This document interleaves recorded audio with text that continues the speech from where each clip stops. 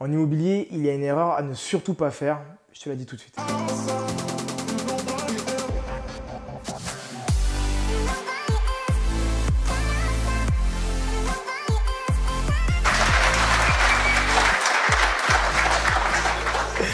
Plus sérieusement, salut à toi ambitieux, salut à toi ambitieuse et bienvenue sur cette chaîne qui est la tienne, YBA Courtage.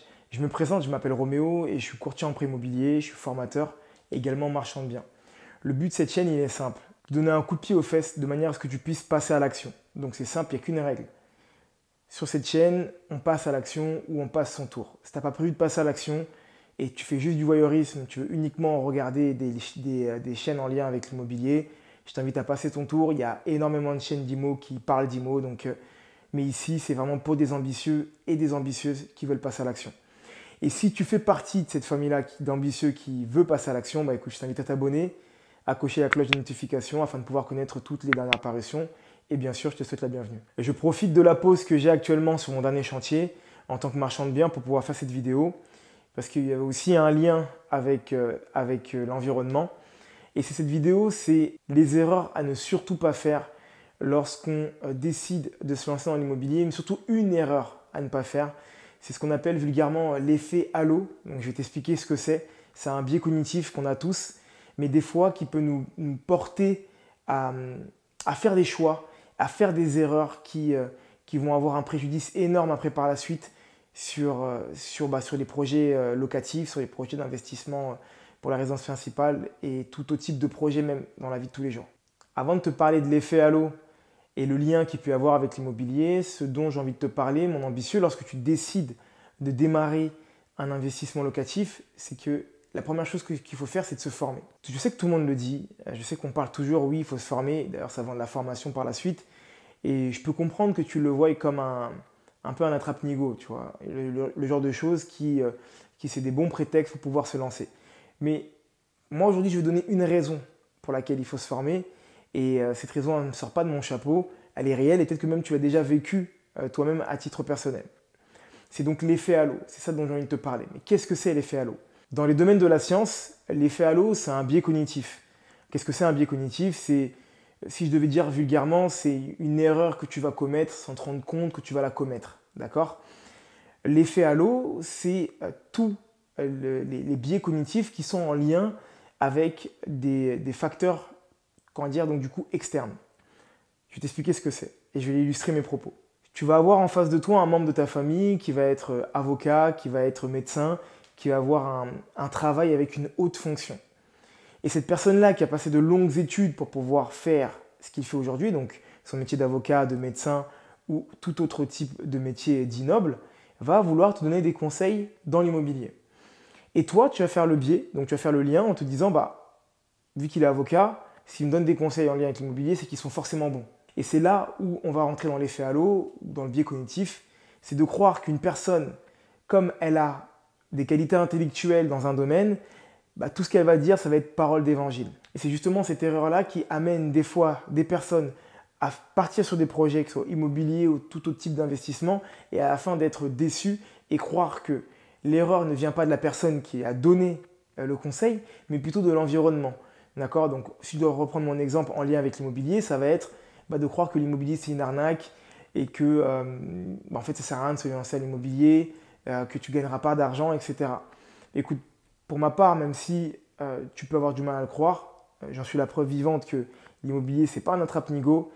J'ai commencé peut-être comme toi en ne connaissant rien du tout, mais en décidant de me former et d'apprendre, aujourd'hui j'ai une activité de marchand de biens qui me permet d'avoir une flèche en plus à mon arc et qui me permet de pouvoir donc du coup développer mes activités et de me rapprocher encore plus de mes objectifs et de ce que je souhaite faire sur du long terme. Maintenant que je t'ai défini qu'est-ce que c'était l'effet halo, je vais donner des exemples en lien avec l'immobilier qui vont te permettre de comprendre et surtout lorsque tu vas être en face de ce type d'exemple-là, d'avoir les bons réflexes. Donc ce qu'on va faire, c'est que je vais t'exposer une situation et je vais t'expliquer pourquoi, selon moi, il ne faut pas aller dans le sens et du coup subir cet effet halo et comment faire pour ne pas le subir. Le premier exemple que j'ai envie de te donner, c'est le chiffrage que les agents immobiliers vont te donner sur des travaux. Tu vas partir faire une visite d'un bien immobilier, un peu comme celui-ci, et là, l'agent immobilier va te dire, écoutez, pour moi, je pense qu'il y en a pour 10 000 euros, 15 000 euros de travaux, alors que tu en as pour 50% de plus. L'effet halo, c'est de croire que comme il est agent immobilier, qu'il est dans le domaine de l'immobilier, qu'il te vend un produit qui est donc en lien avec l'immobilier, que techniquement, il va pouvoir chiffrer et connaître le montant des travaux qu'il y a. Ça, c'est une erreur qui est faite souvent, c'est une erreur que moi-même je faisais. Mes premières visites, je me disais, ok, le mec, il me dit, il y en a pour 15 000, c'est pas grand-chose. Au final, moi, je pensais qu'il y en avait pour 30, donc du coup, j'ai 15 000 de plus, etc. C'est pas vrai. Lorsque tu vas arriver dans une visite immobilière, l'agent immobilier, il ne faut pas que tu oublies que son but à lui, avec toute la bienveillance qu'il peut avoir, c'est de te vendre un bien. D'accord?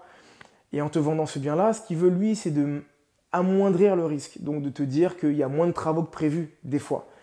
Et aussi, c'est parce qu'il ne s'y connaît pas en travaux. Même s'il peut bricoler chez lui, d'accord, mais ce n'est pas un artisan. Ce n'est pas un artisan du bâtiment. Il n'a pas la mise à jour du coût des matériaux.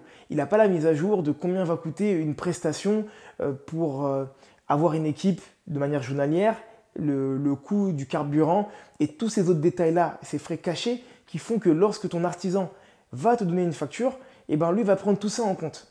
Et surtout, ce qui est important, c'est qu'il n'a pas pris en compte les surprises qu'il va y avoir sur une rénovation. Et ici, c'en est l'exemple même. Tu vois la poutre que tu vois ici, ça fait maintenant 4 semaines qu'elle est bloquée là, parce qu'on doit avoir des autorisations pour pouvoir l'enlever. Mais en réalité, quand j'ai acheté ce bien-là, j'étais pas au courant, et j'avais pas vu ça. C'était la surprise du chef. J'avais pas prévu que ça allait être aussi bloquant de pouvoir enlever cette poutre qui est pas toute légère non plus parce qu'elle est pleine. Mais bref, on va pas rentrer dans la technique là, dans cette vidéo-là. Mais c'est pour te faire comprendre que dans chaque travaux de rénovation, tu vas avoir des surprises. À un certain type de degré, bien sûr. Après, plus tu vas aller chercher une grosse marge, plus tu vas avoir des grosses surprises. Et c'est normal. Tu risques d'avoir des grosses surprises, pardon. Ce n'est pas une obligation. Le premier exemple que je viens de te donner, c'est celui-ci. Quand un agent immobilier va venir vers toi, tu vas faire ta visite et qui va te chiffrer et te dire voilà combien ça va coûter à peu près en travaux, écoute-le par politesse, mais surtout, tu repars faire une contre-visite avec un artisan par la suite. Le deuxième exemple que je vois ou que j'ai vu souvent, ça va être le banquier qui va te dire si tu vas pouvoir vendre facilement ou non ta maison. Ce n'est pas parce que le banquier prête du crédit, ce n'est pas parce que le banquier il côtoie des personnes qui achètent régulièrement des biens immobiliers qui sait si dans ton secteur ça va se vendre à combien et rapidement. Il n'en sait rien du tout, d'accord? Même s'il a un client ou deux qui vivent dans ton secteur, ce n'est pas pour autant qu'il peut avoir cette certitude de se dire ok, moi je sais que ça va se vendre à temps et ça va se vendre en temps de temps. Ça, c'est des choses que j'ai déjà été amené à voir moi-même en tant que courtier lorsque j'accompagnais des clients qui faisaient de l'achat-revente. Et on peut des fois tomber sur des banquiers qui estiment qu'ils ont une connaissance sur le crédit immobilier, mais également sur le secteur de l'immobilier. Là, non, c'est l'agent immobilier qui a une connaissance sur son secteur. D'accord? Et je dis bien sur son secteur, parce qu'un agent immobilier n'a pas une connaissance sur toute la France. Il a une expertise sur un secteur, des fois sur un quartier, des fois même sur une rue, en fonction des villes. Donc attention à ne pas te faire avoir là-dessus. Et des fois, même si une fois de plus, c'est toujours de bons conseils et que ces personnes-là, ces acteurs-là vont venir te donner des conseils et vouloir te prévenir de leurs craintes à elles et non de tes propres craintes, attention quand même à avoir du recul sur ce qu'il va pouvoir te dire. J'ai déjà eu des agents immobiliers qui me disaient « Non mais cette vente-là, tu ne pourras pas avoir une marge de 20%. » Et au final, j'avais une marge de 22 voire 23% sur certains des produits que j'étais amené à revendre. Et pourtant, on était sur des agents immobiliers. C'est juste qu'ils ne connaissaient pas ce secteur-là dans lequel moi, j'allais m'implanter. Et il y a énormément de critères qui rentrent en compte. Donc, attention à ne pas te faire avoir également par rapport à ça. Ça, c'est hyper important à prendre en compte. Donc, lorsque tu vas voir un banquier, que tu lui exposes ton projet, que tu lui dis que tu comptes vendre par la suite, et que lui commence à être réticent, ok, c'est pas grave. Si tu arrives à avoir ton crédit, tant mieux avec lui. Mais sache que si tu n'arrives pas à avoir ton crédit avec ce banquier-là, lorsque tu vas partir voir une autre banque, ne lui expose pas tes projets de revente, d'accord? Parce qu'il va avoir ses craintes qui sont légitimes, mais il n'a pas d'expertise sur la vente immobilière. L'autre exemple que j'ai envie de te donner, et ça va être le dernier d'ailleurs, mon ambitieux, mais juste avant ça, je viens de te dire qu'il y a des liens qui sont juste en bas. Donc tu cliques dessus, tu programmes un rendez-vous téléphonique si tu souhaites qu'on échange, toi et moi, et ça pendant une quinzaine de minutes et totalement gratuitement, d'accord? Donc tu as des liens qui sont juste en bas qui te permettent de pouvoir le faire.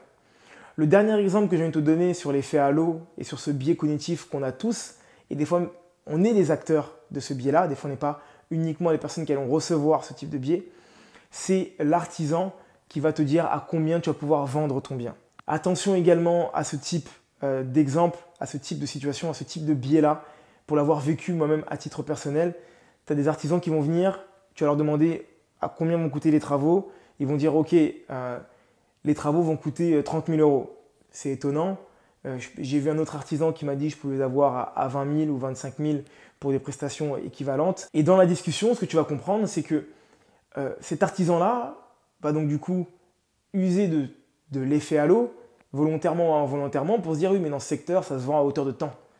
Dans ce secteur, tu peux en avoir pour 200 000 de vente, faire une belle marge. Même s'il ne va pas te le dire directement, il va te faire comprendre que c'est de par le fait que tu vas avoir une certaine marge qui va donc du coup commencer à chiffrer ces travaux-là. Attention également à ça, l'artisan, même s'il peut être très bon en travaux, il ne sait pas revendre une maison et il n'a pas une expertise sur le secteur. D'accord?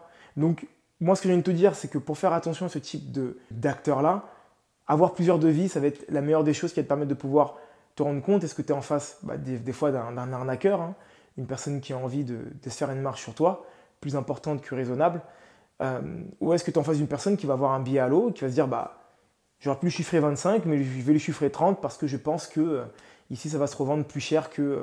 ça va se revendre à temps. Attention à ce type de personnes et toi aussi, sois conscient, en tout cas, si tu dois avoir une discussion de revente avec un artisan, même si c'est quelque chose que je te déconseille, parle jamais des reventes que tu vas faire avec l'artisan parce que justement, lui, ça va être un biais cognitif qui va faire qu'il va se dire, je peux marger un peu plus. On ne te demande pas de faire le mendiant, mais... Voilà, il faut que tu aies un prix qui soit juste, il faut qu'il gagne aussi de l'argent parce que tu vas en gagner également.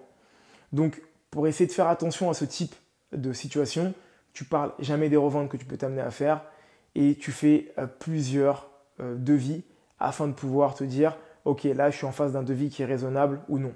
Parce que si tu ne compares pas, tu ne peux pas savoir si c'est le bon prix ou pas. Voilà, c'est la fin de cette vidéo, j'espère qu'elle t'aura plu. Si c'est le cas, n'hésite pas à la partager à un grand nombre de personnes, à y mettre un like, un pouce vers le haut et des commentaires juste en bas.